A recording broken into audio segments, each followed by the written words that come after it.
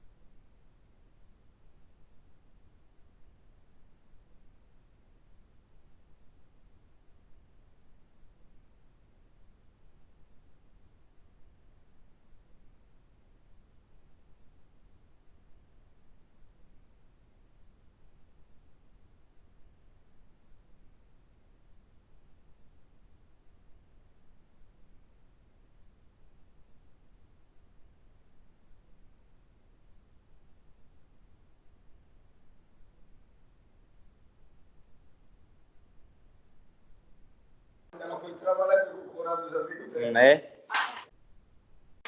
Dei errado. Isso nos bichinhos escroto esse temaki. Os caras são tudo. Tem 7 seguidores pra me dar pra me fazer teus livros. Segue pra você seguir de novo. Ninguém.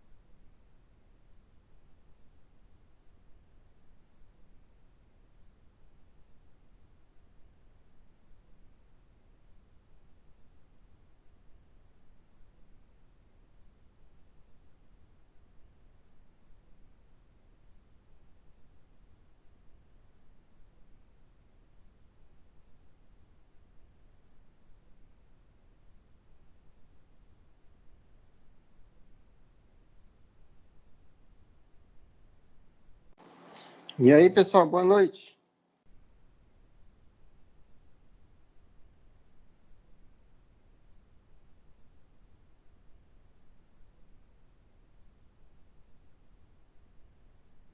Boa noite.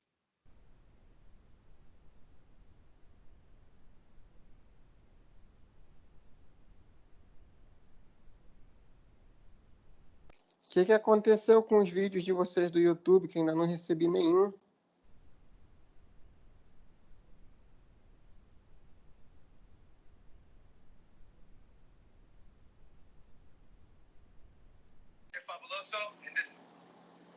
Hein, pessoal?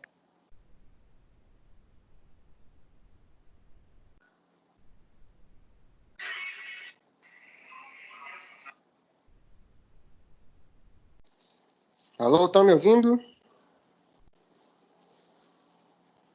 Oi, professor. O que aconteceu com os vídeos que eu não recebi nenhum até agora? Hum, hum.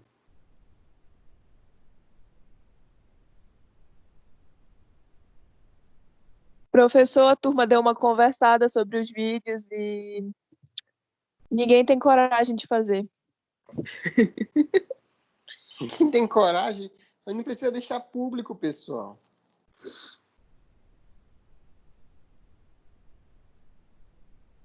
Não precisa deixar público o vídeo lá, não. Deixa ele fechadinho lá, só quem tem o link que pode ver o vídeo. No caso, eu, né? Não vou espalhar o link para ninguém também. Pessoal, cadê vocês que estavam militando no grupo para militar aqui também? Oi? O que foi? Cadê o pessoal que estava militando no grupo e agora não quer militar? Sim. A questão é que ninguém quer fazer esse vídeo. E é isso. Aí, qual é o motivo de não querer fazer? O problema não é vergonha, é que a gente quer que o senhor passe outro trabalho, que esse daí ninguém quer. A turma entrou no no caso, acordo tenho e ninguém vai vergonha, não. fazer. Não, a gente não foi bem. Entrou num acordo e ninguém quer fazer. A gente quer que o senhor Professor, passe outro trabalho.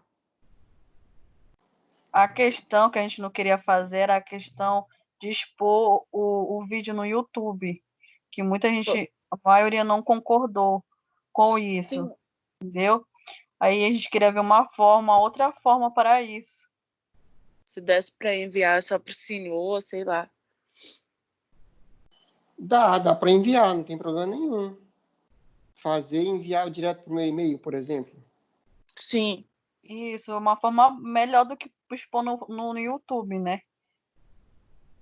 Tá, tudo bem, mas como eu falei, no YouTube não precisa ficar público. Entendeu? Mas tudo bem. Vamos lá.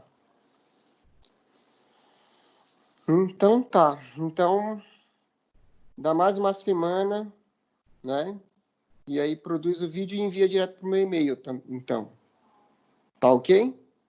Muito obrigada, professor. O senhor é um anjo. Tá ok, Não professor, sou obrigada. anjo, não. Então, eu vou só mudar lá no formulário, aí eu vou incluir o meu e-mail lá, tá bom? Para vocês já enviarem direto. Tá ok? Tá bom. Tá bom. Beleza, então. Vamos lá. Já que tá tudo acertado agora, vamos continuar, né? Vamos lá. Tarará, tarará. Ainda tem outra coisa que quero combinar com vocês. Na quarta-feira que a professora Lauane faleceu, eu não dei aula para vocês, não foi? E aí eu tenho que repor essa aula também. Tá?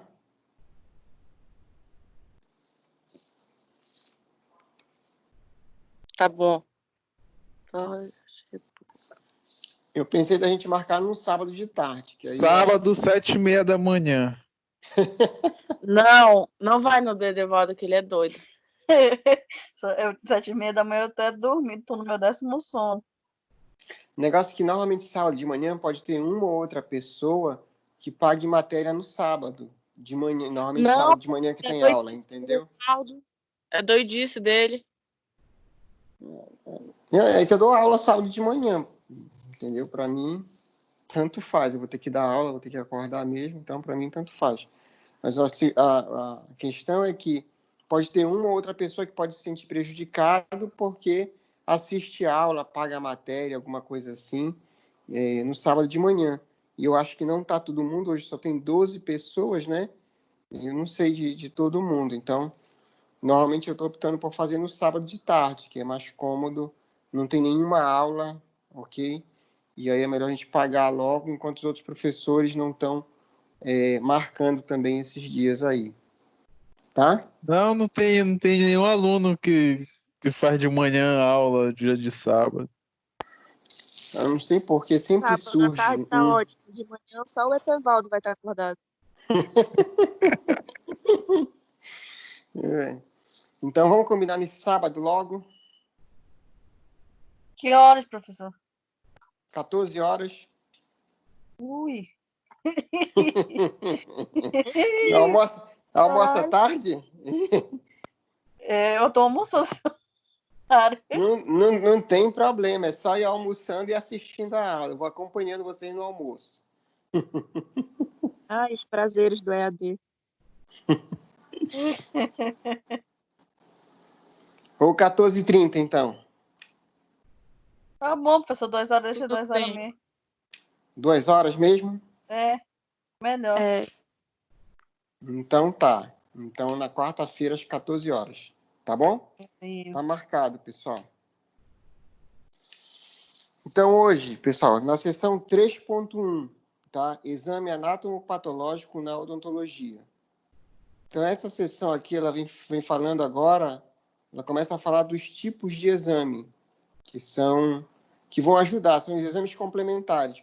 Alguns dos exames complementares que vão ajudar em toda aquela parte de diagnóstico de todas aquelas doenças fúngicas, bacterianas ou virais que a gente viu um pouquinho delas, tá? Então, e é muito importante a gente colocar na cabeça que o diagnóstico ele é sempre feito com base na evolução clínica daquela doença. Como o próprio nome já está dizendo, exames complementares, eles vão complementar a sua hipótese, a sua base diagnóstica, tá? E um exemplo muito bom de ser dado nisso daí, para quem já gosta de programa de TV, de série de TV, é o Dr. House, né? Só que o Dr. House normalmente é alguma coisa bem, como é que eu dizer, bem extrema realmente. Ele pega os casos bem extremos. Mas aquilo lá dá para a gente ter noção, normalmente, do que acontece na série. Quem assistiu a série vê que normalmente ele segue mais a intuição dele, ele segue mais os achados clínicos do que os exames realmente. E é justamente o foco da série em relação a esse conflito entre o achado clínico, na maioria dos casos, né? Entre os achados clínicos e os exames complementares, que às vezes dizem outra coisa ou tendem a levar por um ou por outro caminho. Alguém já assistiu House aí? Ou é uma série muito velha? Eu que estou velho. Eu já assisti Já alguns episódios só, mas não vi completa, a série completa. Mas então, no episódio que tu assistiu, talvez devesse ser esse embate aí, não é? Do A gente paciente assistiu falar... Oi, pode falar? A gente assistiu uma aula, um episódio de Dr. Na House. aula lá da faculdade mesmo? Aula lá da faculdade? Sim. Aí, então, normalmente é esse embate do diagnóstico, ok? Então, a gente sempre tem que pensar que os exames complementares, eles são importantes, não é tirar a importância deles, ok? Eles são importantes até mesmo para fechar um diagnóstico, mas sempre diante do quadro clínico do paciente, a gente tem que ter formulado na cabeça uma suspeita de diagnóstico, ou como a gente fala, uma hipótese diagnóstica, tá? E aí, da posse dessa hipótese diagnóstica, é que a gente vai pedir os exames complementares adequados a cada um dos casos ou das hipóteses diagnósticas. E, normalmente, tem outra situação também. A gente não tem só uma hipótese diagnóstica.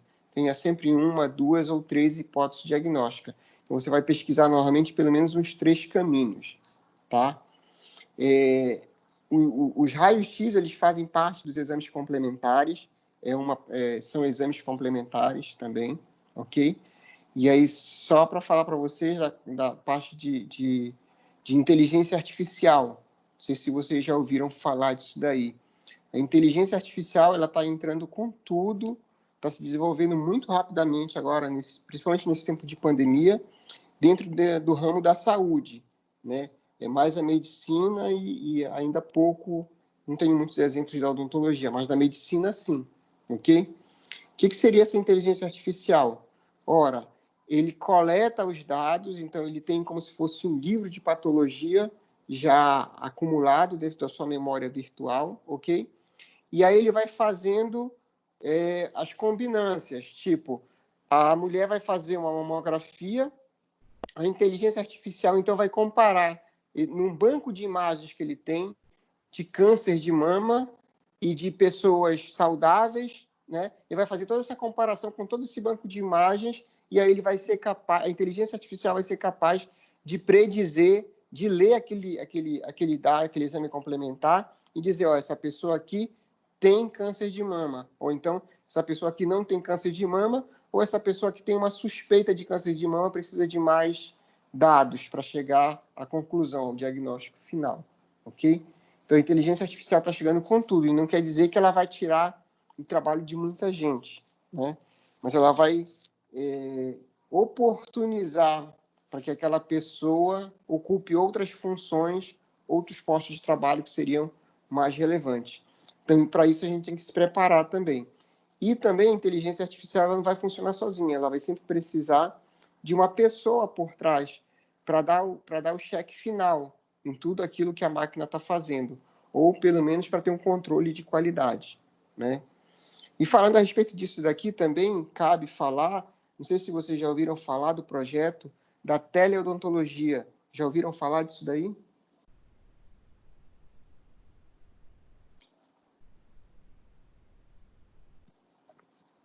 Não me deixem só, pessoal.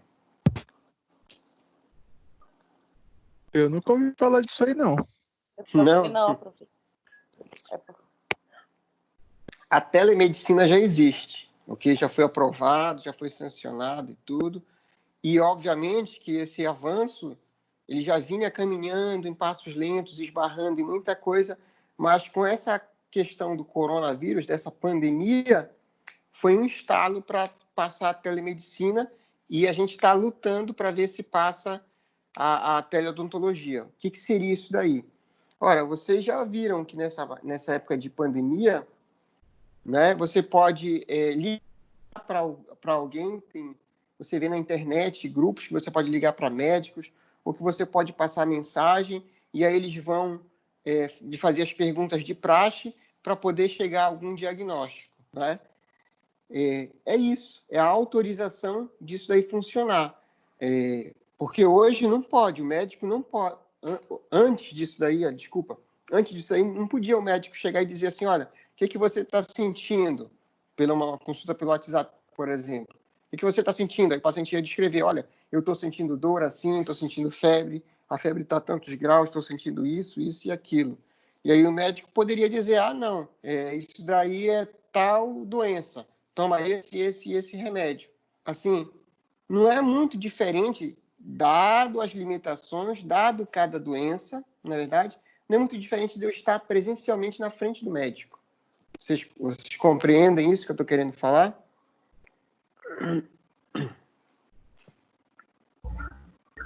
Sim. Então, não é muito diferente disso daí, de eu estar na frente do médico e ele me fazer as perguntas, né, e chegar a uma hipótese diagnóstica, faz a solicitação dos exames complementares, e hoje em dia os exames complementares, os de sangue, os de imagem, a gente pode obter eles no meio digital e enviar esse exame para o médico, uma consulta de retorno, por exemplo, e ele chegar num diagnóstico final, em determinadas doenças, obviamente, ok? Então, isso pode ser feito hoje, ok? Isso pode ser feito. Então, já foi autorizado isso aqui no Brasil agora, já existia em outros países, os Estados Unidos é bem avançado em relação a isso daí, e o Canadá também, muito avançado em relação a isso daí. Então, hoje em dia pode ser feito isso daí. O médico pode realizar uma videochamada para uma consulta com o paciente, ok? É plenamente possível isso daí. Se ele julgar que aquela videochamada não é suficiente para chegar numa conclusão diagnóstica, e aí ele tem que solicitar a presença do paciente, aí ele vai solicitar a presença do paciente para fazer outros exames. Mas isso daí já agilize muito, eu vejo como um ponto positivo, tá? Já agilize muito para o paciente que não pode sair de casa, ou às vezes está numa situação de difícil acesso, por exemplo, sei lá, o cara mora no interior, mas lá no meio do mato mesmo, só que ele tem internet via satélite, por exemplo, né? Então, de repente, ele pode fazer uma consulta e resolver por ali mesmo durante essa consulta. E aí ele só se deslocar de onde ele mora, lá do meio do mato, se realmente for imprescindível ele vir à cidade ou ele ir num posto mais próximo, no médico mais próximo, que seja. Isso para medicina, ok? Para odontologia, como é que vai funcionar? Para odontologia quer dizer que é que nem os memes que a gente vê pela internet, tipo, como é que eu vou fazer restauração por videoconferência no paciente? Obviamente que não dá para fazer nenhum tipo de procedimento desse tipo no paciente, ok? Mas imagina o seguinte, vendo o foco da odontologia, né? Imagina o seguinte, imagina que o paciente quer uma consulta inicial, não é? Ele quer uma consulta inicial, ele quer saber como é que está a saúde bucal dele, só isso que ele quer saber. Então ele vai e marca uma consulta lá com o Etevaldo, por exemplo.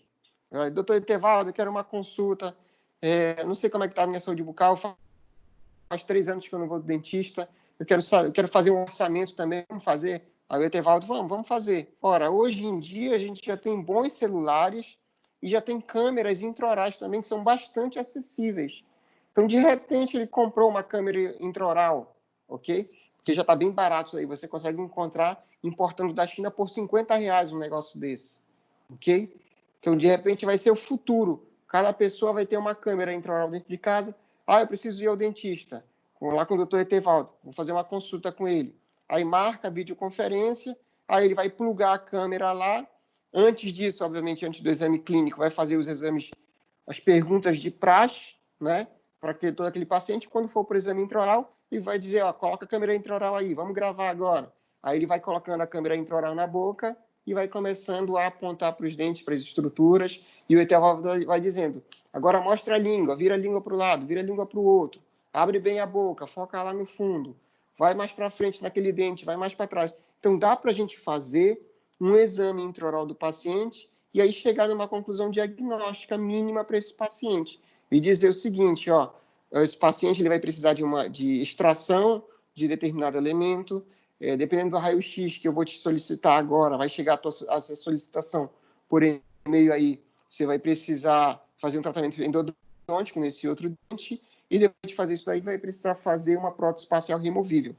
Então, o valor de tudo isso aí vai ser X, se você fizer comigo. Pronto. Vocês acreditam? Vocês conseguem visualizar, então, esse campo, mais esse leque, mais essa oportunidade que poderá se abrir dentro da odontologia? Esse é só um dos exemplos que tem dentro da odontologia. Sim?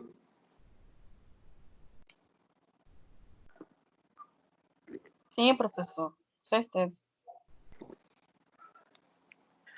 Fora isso, na parte que a gente comenta aqui de propedêutica clínica, por exemplo, imagina também um paciente que vai fazer uma videoconferência porque ele tem um nódulo na boca e ele não sabe o que é aquilo. Então, é plenamente possível fazer uma videoconferência e a pessoa, mesmo com a câmera do celular, que tem celulares bons realmente, dependendo de toda a situação, ele foca, ele grava, ele filma e dá para você chegar a uma hipótese diagnóstica, fazer a solicitação dos exames para esse paciente e medicar o paciente se for possível também. Porque até hoje em dia, você pode emitir documentos com assinatura digital. Está muito mais fácil isso daí, não é? E o mesmo certificado digital, que precisa para fazer assinatura digital, já não está mais tão oneroso, já não está mais tão caro quanto antes. Ainda está um pouquinho salgado, ainda está um pouquinho caro. Mas à medida que essa situação, que essa parte tecnológica vai avançando com o tempo, ele vai se tornando mais barato, ok? Então, vai ser plenamente possível de você fazer uma assinatura digital de uma receita do paciente estando à distância, por uma consulta que você fez à distância também, tá? Então, é só para abrir um pouquinho a visão de vocês em relação a isso aí. Se vocês não tinham ouvido falar, deem uma pesquisada também nisso daí. E outras situações também, que, por exemplo, o Canadá e os Estados Unidos já utilizam, né? A legislação, o exemplo que eu tive da conferência que a gente participou sobre teleodontologia, no serviço público, por exemplo, em algumas cidades lá do Canadá, o serviço público é feito da seguinte forma, da odontologia. Existem os técnicos de saúde bucal, e eles são autorizados a fazer determinados procedimentos, tipo uma raspagem, ok? E aí tem 3 técnicos de saúde bucal fazendo as raspagens, ok? Só que antes, durante e depois, tem uma câmera que aí o técnico vai e filma e manda para o dentista, e o dentista está lá atrás no computador, como se fosse fazendo a tutoria, né, dos 3 técnicos de saúde bucal, que estão fazendo o procedimento na boca do paciente. E aí ele está lá no computador, vendo através da câmera como é que está sendo feito, se falta fazer determinado procedimento ou não. Então, olha a oportunidade que tem, né? Eu vejo isso como uma coisa boa, né? Pensando nisso daí, porque a gente vai sair do contato com o paciente em determinados procedimentos, ok? E vai ficar mais resguardado nessa situação para determinados procedimentos, ok? Então, essa situação da teleodontologia. Procurem depois saber que é importante, se esse negócio passar, a gente vai ter que se adequar a essa situação. É sempre bom a gente saber antes para poder pensar que caminho, que rumo que a gente vai tomar. Se não, se a gente não souber, a gente vai ficar chorando e dizendo, mas eu não sabia, a teleodontologia chegou para tirar o meu trabalho e não sei o quê. Não foi isso. Tá? Então, os exames complementares podem ser desde exames laboratoriais, tipo de rotina, sangue, urina, pode ser exames por imagem, a tomografia, radiografia panorâmica, o raio-x periapical, e os exames de citologia e as biópsias também, tá?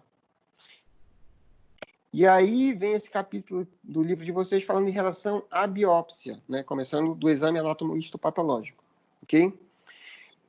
Então, esse exame anatomopatológico é aquele que o médico patologista avalia e emite um laudo a respeito do material biológico que é coletado do paciente, que é biopsiado, ok? Então, esse material retirado por biópsia é o nome da cirurgia, ok? Pode ser por punção aspirativa também, então você coloca uma agulha dentro da lesão e faz a aspiração daquele conteúdo daquele lesão, ou pode ser através de um esfregaço também da região, que seria a citologia esfoliativa, ok? Então, você pode pegar como se fosse um cotonete grande de laboratório. Esse cotonete grande de laboratório a gente chama de suave. Então, pode pegar esse suave e fazer um esfregaço da boca, da mucosa, da língua, da pele, qualquer região que seja, para fazer o exame de citologia esfoliativa, ok? E aí esse médico, ele vai fazer toda a avaliação macroscópica. O que seria essa avaliação macroscópica? A observação dessa peça, né? De onde que ela foi removida, em que contexto que ela está inserido, tá? E vendo toda a saúde desse paciente, para tentar formular a hipótese diagnóstica também. Então, ele vai pegar todo esse universo macro, como é que se apresenta essa lesão de forma macro, em que local que ela está inserida, qual que é a relação dessa lesão com todas as adjacências, músculos, ossos, vasos, nervos, veias, ok? Toda essa avaliação macroscópica e também a avaliação microscópica. E aí sim, a avaliação microscópica, como o nome já está dizendo, precisa de um aparato para poder enxergar esse mundo micro, né? Nesse caso, o microscópio. E aí essas lesões, normalmente, elas são incluídas em blocos de parafina e obtém-se cortes muito finos mesmo, da ordem de 15 micrômetros. 1 micrômetro é a relação de 1 por 1000 de 1 centímetro, tá? Então, é muito fino isso daí. E aí vai ser o suficiente, vai ser tão fino isso daí, que vai ser suficiente para que a luz que está lá embaixo do microscópio passe por essa peça, que é bem fininha aí, essa inclusão, esse bloco de parafina, passe por essa peça e aí sim possa ser feita a análise das estruturas que estão presentes naquela região, naquele bloco, naquela peça biopsiada, tá? Ou também daquele conteúdo de punção aspirativa que pode ser, tá bom? Então, a análise macroscópica abrange tudo que é possível de se enxergar a olho nu, com vista desarmada, e a análise microscópica engloba todos os corpos que só são possíveis de serem vistos com auxílio de instrumentos ópticos, tá? Esses instrumentos ópticos tanto pode ser analógico, microscópio, ok? Ou pode ser eletrônico, microscópio eletrônico de varredura digital também, tá? Então, depois da obtenção dessa peça, dessa biópsia, aí é feito o processamento, começa toda essa cadeia aí com processamento histológico, tá? Então, o processamento histológico, como eu já falei, é análise de grande importância para conhecer um pouquinho, não. O processamento histológico começa desde a remoção, né, desse bloco, dessa peça que vai ser biopsiada, por exemplo. Normalmente, o que é indicado é você remover essa peça e colocar 10 vezes o volume dessa peça em formol 10% para ser transportado, ok? Porque o formol 10%, ele paralisa a morte celular, ele paralisa a apoptose, tá? E aí, diante disso daí, pode ser feito o próximo passo, que seria a obtenção da amostra e a fixação, tá? Depois dessa peça que ela é removida, vai ser feita a fixação. Durante a fixação, é preciso fazer a desidratação, a inclusão no bloco de parafina e esse corte que é chamado de microtomia, ok? Então, primeiro, esse tecido é desidratado por meio de soluções alcoólicas, tá? Então, precisa remover toda a água desse tecido, e aí essa remoção de água vai ser feita conforme o tecido que você está fazendo a biópsia, tá? Depois, ele é incluído em um meio de sustentação que mantém juntas as células e as estruturas intercelulares. Porque se fosse só desidratar essa peça que vai ser analisada, ela iria se desfazer, ela iria virar um pó realmente. Então, é preciso que se mantenha a conformação original, que retire a água, mas que se mantenha essa conformação original. Por isso que ela é incluída em um bloco de parafina, ok? Só que esses tecidos, eles não têm coloração, né? E aí eles precisam ser colorificados, eles precisam ser tingidos, digamos assim, né? Para a gente poder observar as estruturas que tem lá dentro. Então, esses blocos vão passar depois por um micrótomo para obter aquelas finíssimas fatias micrométricas, ok? E aí vão ser colocadas em lâminas de vidro para poderem ser observadas ao microscópio. Então, para ser realizada a coloração desse tecido, é preciso tratá-lo para remover a parafina. A parafina, ela tem somente o intuito de deixar as estruturas ainda íntegras, né? Que elas não se dissolvam, tá? E hidratá-lo novamente. E assim vai ser possível colocar a coloração. A coloração, então, a função dela é contrastar as estruturas teciduais, tá? A maioria dos corantes, ele age na interação entre os radicais ácidos ou básicos dos elementos químicos que estão presentes no conteúdo celular, tá?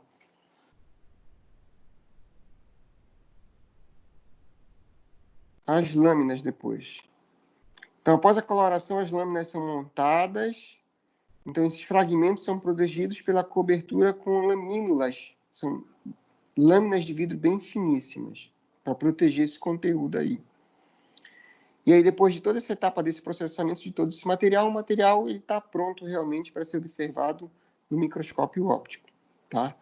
E aí, a parte da coloração, que o tecido humano ele não possui cor, não possui coloração, ele é todo incolor, depois de ser removida toda essa água.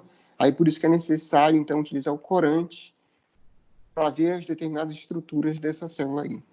A coloração mais usada nessa parte aí seria a hematoxilina eosina. Então, são dois reagentes, são dois corantes, um é acidófilo e o outro é basófilo. Ou seja, um tem predileção por estruturas que têm o pH básico e outros têm predileção por estruturas que têm pH ácido, ok? A hematoxilina eosina, tá? A hematoxilina, então, é um corante básico, né? Então, ele tem predileção por substâncias ácidas, ok? E a hematoxilina. E a eosina já é um corante ácido, tendo afinidade por substâncias básicas, ou seja, é uma acidófila, ok?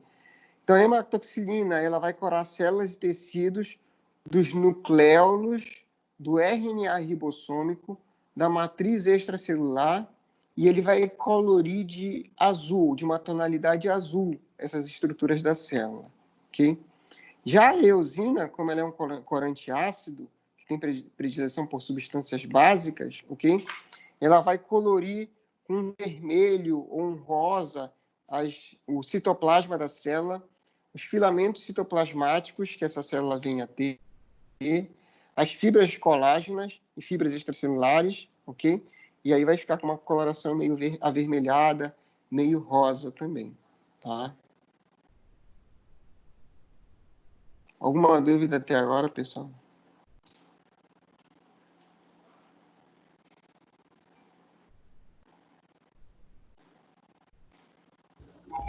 Não, professor.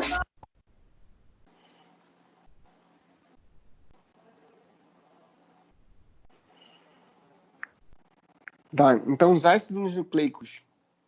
Então, os ácidos presentes no núcleo dessa célula são corados normalmente pela hematoxilina, dando, então, ao núcleo um tom azul, azulado, meio arroxeado. E o citoplasma, ele é atraído pelas proteínas que estão com pH básico no citoplasma, e aí a eosina vai se ligar a essas proteínas abundantemente no citoplasma, provocando a coloração mais rosa ou mais avermelhada desse citoplasma dessa célula. Isso sendo uma célula com uma função normal, ok?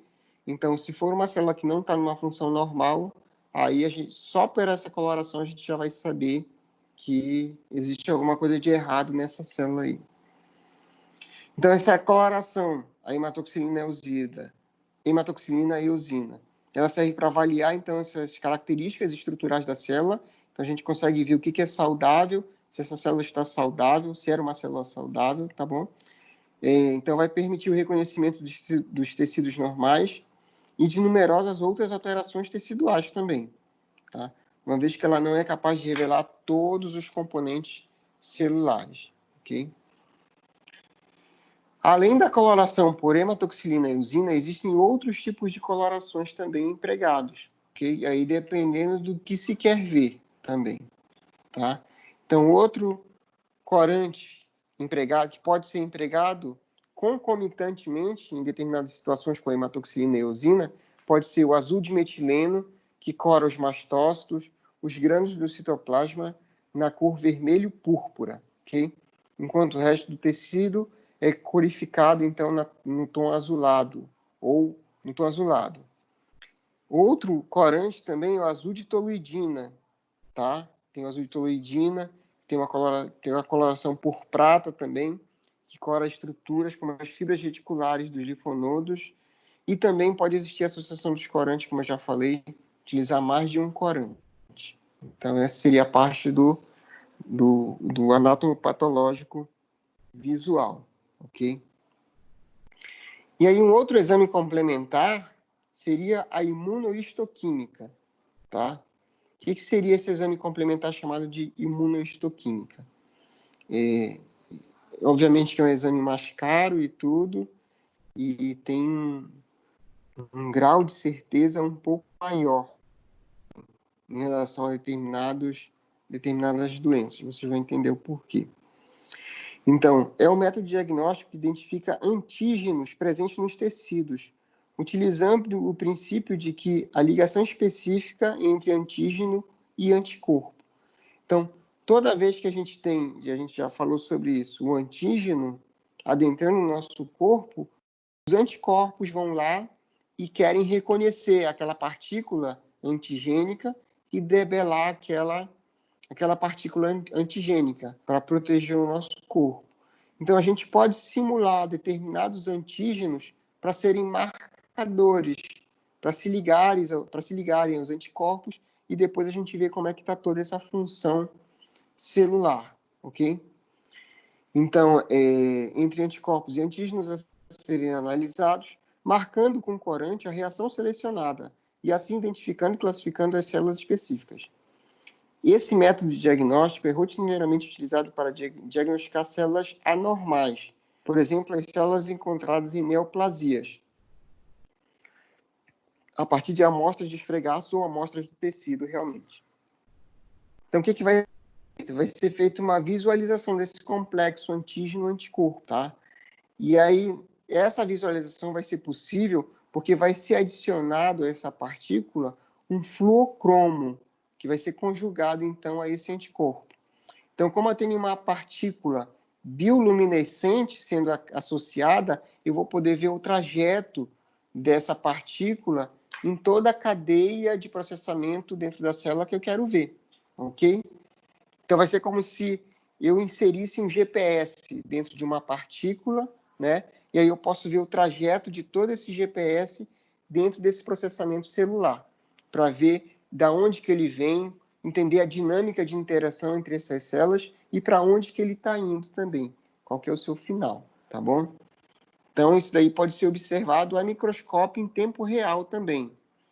Ou também pode ser colocado uma enzima, né? Uma enzima com um marcador biológico, bioluminescente também. E aí, a produto dessa reação, ele vai ser novamente visualizado também dentro desse microscópio ou de outros meios também.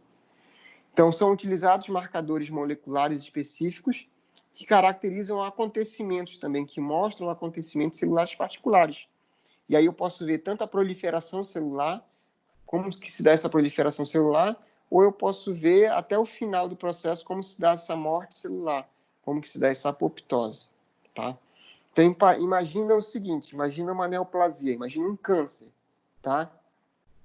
O câncer, a gente sabe que é uma massa disforme, é uma irregularidade de crescimento celular. Em outras palavras, em termos gerais, isso seria o câncer, ok? Então, imagina um câncer no braço, por exemplo, uma bola no braço, ok? Eu tenho que saber essas células que estão totalmente diferenciadas do tecido normal, eu tenho que saber da onde que elas provêm, ok? Então, essa é uma parte fundamental na hora de se fazer o diagnóstico celular, diagnóstico do câncer, e para propor o tratamento para o câncer realmente. De onde é que essas células vêm? Elas são realmente, elas podem vir somente do músculo que está ali naquele braço, ou elas vêm das células epiteliais, ou elas vêm das células do conjuntivo, ou esse câncer foi formado a partir das células do tecido vascular, ou do tecido ósseo, enfim, ou da junção de uma ou de outra. Então, os médicos precisam saber disso daí, para saber qual que é o tipo de câncer, para classificar, então, esse tipo de câncer, ok? Para saber o quanto que esse câncer pode crescer ou não, ok? Então, se é benigno ou se é maligno também, e qual é o tipo de tratamento que vai ser utilizado para esse câncer. Para isso, a imunohistoquímica se mostra excelente, como um dos exames complementares na resolução desses problemas. Por quê? Eu posso, então, fazer uma enzima, eu posso produzir uma enzima em que ela tem, entre aspas, um GPS, ok? Ou que ela tem um foco de luz, alguma coisa que eu consiga identificar. E aí, o câncer, eu posso injetar essa enzima tanto no tecido normal, quanto diretamente no câncer, e injetando em tecido normal, eu tenho a possibilidade de ver qual desses tecidos, ok? Se é o músculo, se é o conjuntivo, se é a epiderme, qual desses tecidos, então, está proporcionando células para esse câncer, ok? Então, eu posso identificar isso daí. E, jogando diretamente no câncer, então, eu posso ver qual que é o trajeto, como que é o desenvolvimento desse câncer. Ah, ele cresce para esse lado, ele cresce para esse lado, ele se alimenta disso ou se alimenta daquilo. Em termos gerais, eu estou falando para a gente entender como é que funciona a imunohistoquímica. Tá entendido isso daí até agora, pessoal? Sim, professor. Ok. Então, dessa observação, dessa interação desse antígeno-anticorpo, que pode ocorrer de diferentes maneiras, um anticorpo ele pode se conjugar com uma enzima e que, por sua vez, irá catalisar, então, irá produzir uma reação que vai gerar, de repente, uma coloração específica, ok? Ou então, de modo alternativo, o anticorpo pode ser marcado com um fluoróforo, que seria um bioluminescente, que aí dá para ver todo o trajeto desse fluoróforo no tecido ou na massa tumoral, que seja. Tá? Então, se constitui uma excelente técnica de detecção que possui a vantagem de ser capaz de mostrar exatamente onde uma determinada proteína está localizada no tecido examinado, de onde que ela foi inserida, ela se deslocou, seu ponto final. Então, é uma forma efetiva de examinar os tecidos e analisar a diferenciação que existe entre proliferação benigna e maligna. E identificar também o tecido de origem de uma neoplasia, a subtipagem também, ou os tecidos que estão envolvidos nesse processo neoplásico. Além também da pesquisa de fatores de prognósticos, porque se eu sei de onde é que está vindo essa neoplasia, quais os tecidos que formam essa neoplasia, eu posso dar um prognóstico para esse paciente, se é mais fácil ou mais desafiador de tratar. E se existe tratamento também, tá? Quais os meios terapêuticos que eu vou poder utilizar também, identificação das estruturas, organismos e materiais secretados por essas células, bem como a identificação de agentes infecciosos também. Eu falei somente, dei mais ênfase para o câncer, mas a imunohistoquímica serve também para os outros antígenos que são relativamente normais, que a gente está expostos a bactéria, fungos e vírus, tá? Então, o antígeno é toda substância que, ao entrar em contato com o organismo, é capaz de iniciar uma resposta imune. A gente já falou sobre isso. Que podem ser a molécula de uma bactéria, de um vírus ou fungos, ou mesmo uma partícula de toxina, ok? Ou outros componentes inofensivos também. Pode ser um alimento que a pessoa seja alérgica, um pólen, ou mesmo células de outro organismo que sejam identificados como uma ameaça ao próprio organismo, como é o exemplo de transplantes entre órgãos, tá? Normalmente, quem faz transplante entre órgãos, ele toma um imunossupressor, que é para poder o organismo não reconhecer aquele órgão que ele está recebendo como um antígeno, tá? E os anticorpos são proteínas específicas usadas pelo sistema imunológico para identificar e neutralizar um corpo estranho, que é esse antígeno. E aí a gente já viu o que pode ser esses antígenos. Essa interação sinaliza uma ação para que os outros componentes do sistema imunológico destruam, por exemplo, essa partícula que está sendo reconhecida como antígeno. E aí, como se dá esse processamento para a imunohistoquímica? Tá? Então, existe toda uma preparação dessa amostra para análise imunohistoquímica, e aí vai depender do tecido que vai ser avaliado e do propósito desse estudo também, né? Se vai ser tecido realmente ou se vai ser algum outro tipo de micro-organismo, tá? Então, é coletada essa peça, são realizados cortes nessa peça com auxílio de micrótomo também, e aí são colocados em lâminas também, como se fosse aquela preparação para o anátomo patológico, tá? E, concomitantemente a isso, a essa peça que a gente quer analisar, no caso de biópsia, é feito também um preparado para lâminas controle. O que seria essa lâminas controle? A lâmina controle seria um pedaço de tecido desse mesmo organismo, mas que a gente observa que está normal, que está com as suas funções normais, ok? Porque a gente tem que saber o que é normal para esse indivíduo e comparar com aquele outro pedaço, com aquela outra peça biopsiada que não está normal, e vai fazer essa comparação. Para isso que vai servir essa lâmina controle, tá? Então, essa lâmina de controle com os resultados já conhecidos, que podem ser fabricados com tecidos do próprio paciente ou com outro indivíduo saudável. Então, isso é feito para tentar reduzir a falta de padronização de processamento e da fixação. Para a detecção da imunohistoquímica de antígeno nos tecidos, existem, então, duas estratégias, que existe o método direto e o método indireto. Então, o método direto, ele é mais simples, ok? Só que ele possui uma desvantagem que é a perda de sensibilidade, tá? Então, o resultado falso positivo ou falso positivo pode ser maior nesse método direto. Então, o que seria esse método direto, né? Seria um método de coloração de um passo, seria único, simples e rápido. Nesse método direto, um anticorpo marcado, normalmente chamado de anticorpo primário, ele se encontra reagindo diretamente com o antígeno que está na amostra que vai ser analisada, no caso, a peça de biópsia, tá? Então, é feito um anticorpo primário específico para essa peça que vai ser biopsiada, ok? Normalmente, esse anticorpo, nesse método direto que vai ser feito aqui, ele vai ser um anticorpo que não é específico. Ele vai ser um anticorpo que vai se ligar a várias outras situações. Então, por isso que a gente tem a perda de sensibilidade. Esse anticorpo pode se ligar em alguma outra situação, em alguma outra célula que não é o que eu estava querendo e nos dá uma falsa impressão, um falso resultado, ok? Então, por isso, inventou-se esse método indireto, ok? No método indireto, se utiliza dois anticorpos, que seriam um anticorpo primário e um anticorpo secundário, tá? Já no método indireto, esse anticorpo primário, um primário que ele não é marcado, ele reage com o antígeno presente no tecido. Então, esse anticorpo primário, ele é feito mais especificamente para um determinado caminho, ok?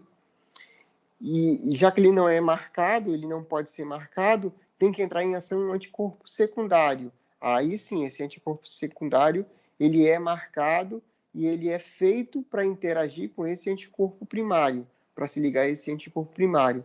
E aí sim, mostrar esse sinal, por exemplo, com esse fluoróforo, que é o bioluminescente, para mostrar então o caminho dessa partícula em todo o processamento celular, tá? E aí sim, a gente tem como a principal vantagem desse método indireto a maior sensibilidade e a possibilidade de marcar o anticorpo secundário com um corante fluorescente ou com uma enzima também, tá? Então, por isso que é sempre, na medida do possível, fazer pelo método indireto essa marcação, tá? Deu para entender até aqui, pessoal?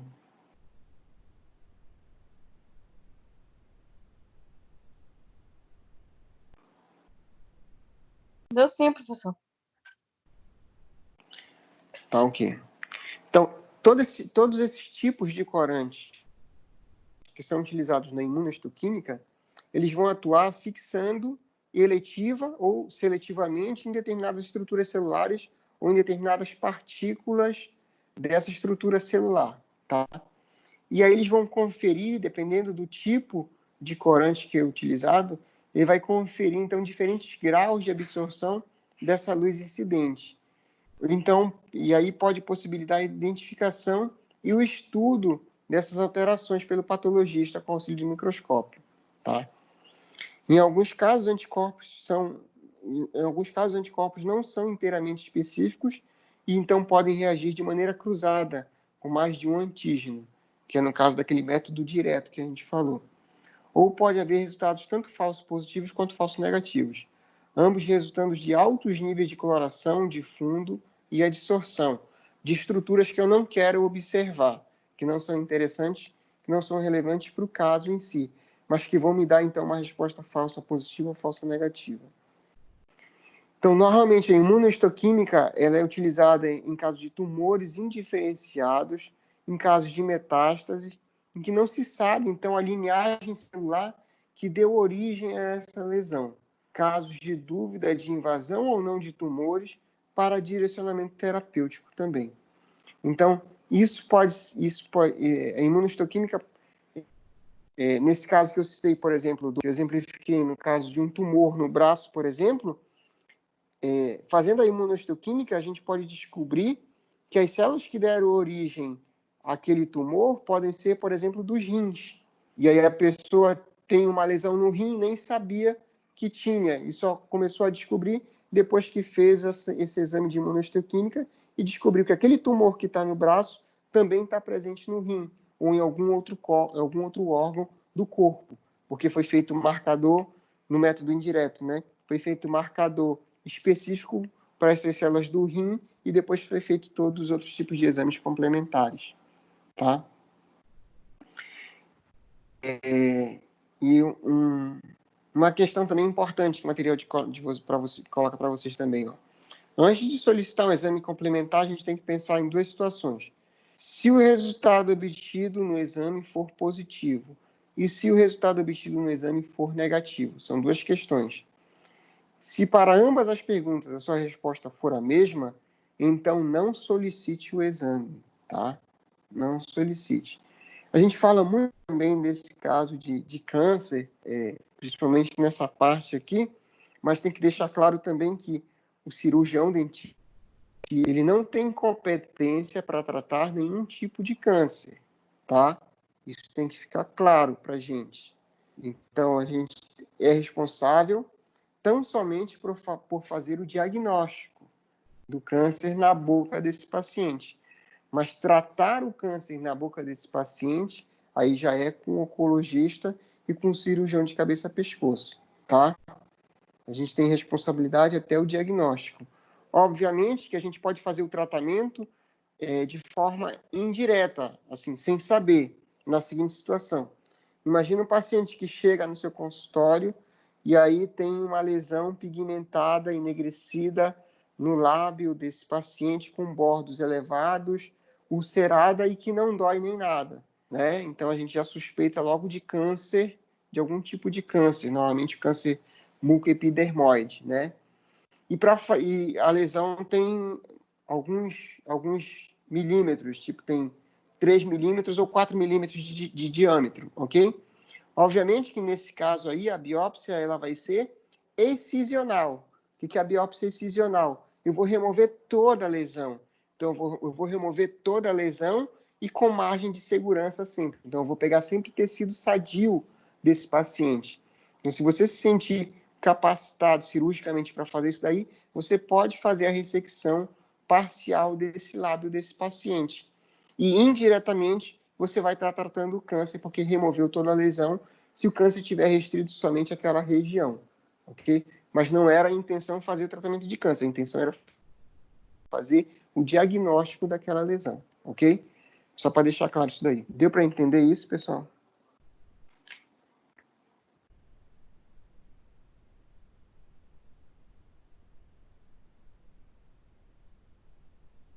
Alô, alô, pessoal? Oi, professor. Deu para entender, sim. Beleza, então. Então, por hoje era isso, ok? A gente se vê no sábado de tarde, às 14 horas. Ficou às 14 horas ou 14h30? 14 horas, professor. Tá, ok. No sábado, então, às 14 horas, para a gente ver, então, exames complementares nas doenças fúngicas. Tá, ok? E vou colocar lá naquele link lá do Forms, o meu e-mail lá, para vocês enviarem para o meu e-mail o vídeo que vocês vão produzir. Beleza? Vai mandar novamente o link, né? Tá ok, professor. Mandar novamente o link? Não vai mudar nada, então, né? Não, Vai continuar não. com o link. Vai continuar o mesmo link. O link continua o mesmo. Tá beleza, pessoal? Tá ok. Então tá. Sábado a gente se vê. Boa noite, pessoal. Boa noite. Fiquem com Deus. Boa noite.